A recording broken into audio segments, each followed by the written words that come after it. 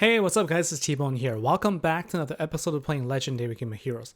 I'm back from vacation. It was a good week away, and for anyone celebrating Thanksgiving, hope you had a good time. So let's talk about this event.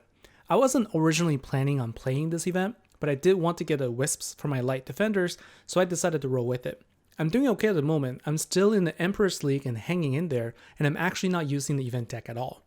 I was hoping for a free event card from the 5-star collection hero, which I didn't get, and I didn't have great luck with my runes this time around.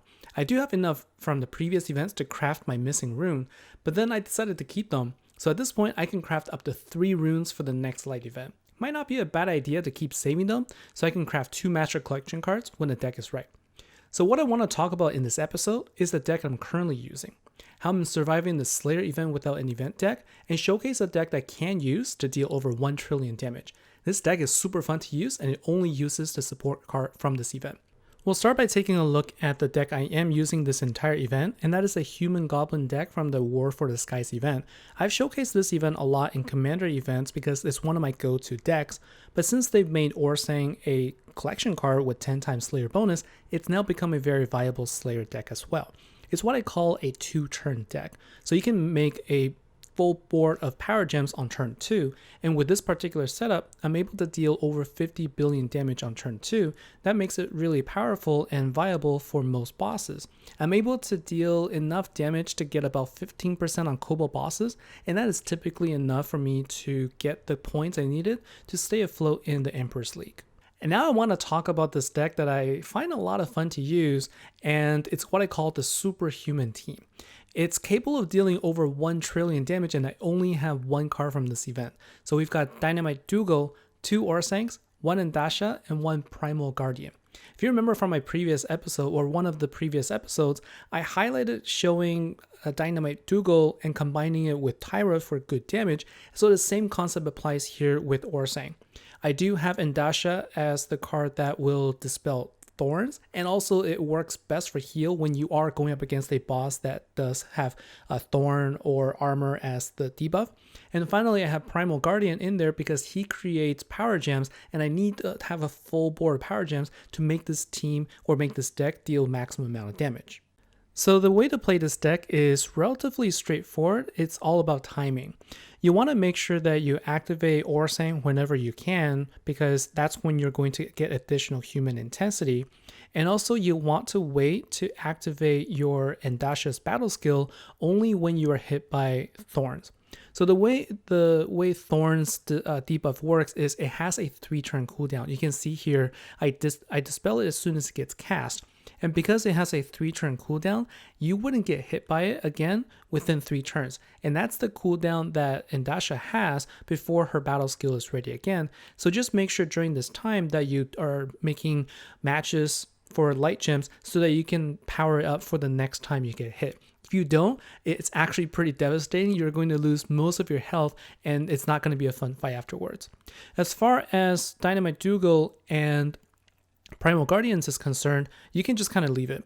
So the way I chose to play this deck for this boss, since it's only 30 billion here, is I'm waiting until creature intensity reaches 350 and for human intensity to reach 450. So it is going to take a few turns here. I have 3 human relics and 2 creature relics here. Having the Orsangs here does help with generating additional intensity, and so it's more restricted by the fact that I can only go up by 10 for my Primal Guardian's creature intensity here. But the goal here is to fill up the board with power gems.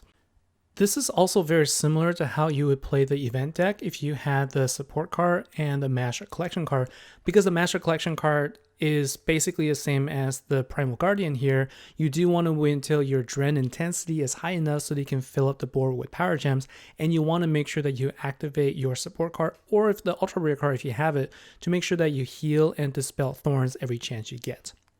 Let's skip ahead and talk about the end game preparation here. So timing is important here for Dynamite Dougall because you want to make sure there's at least 8 water power gems on the board. Once it does, then activate him first before anything else.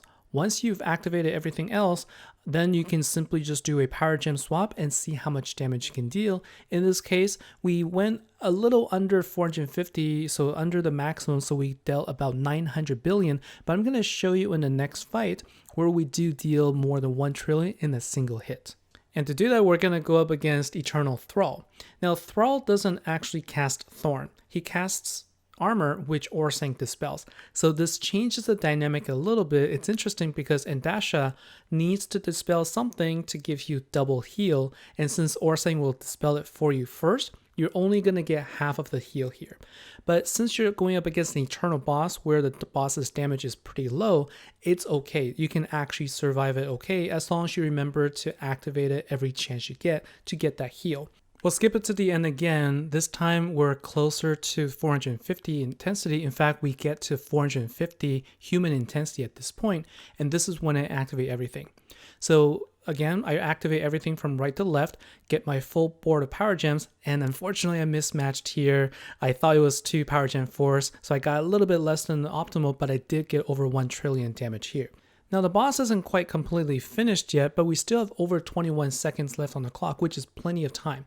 The most important thing we have to do at this point is to make sure that we fill up the battle skill for Dynamite Dougall and also make sure that we have sufficient number of power gems on the board to maximize his boost. We already met all of the intensity requirement at this point, so that's not an issue. You do need to make sure that you watch for your health because remember, you're only healing for half of the overall heal this time. So you have to manage a couple of things, and that's what makes this deck pretty interesting to play.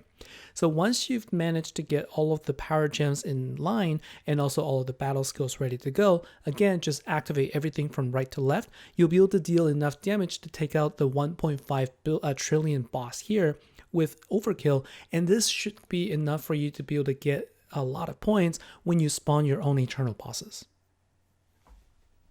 So as far as the gem spend is concerned, I've been pretty stingy recently and I haven't spent any gems this event except for the 1000 gems on the relic here because it's always important to get more relics. But I'm hoping that I can mass about 10 to 15,000 gems and see if I like a deck in the upcoming event, and maybe we'll go in and try for it next time. So anyways, until then, that's all for this episode. Thanks a lot for watching. Let me know your feedback below. As always, we'll be back to the regular scheduled programming starting the next event, and I'll see you then. Take care, and I'll see you next time.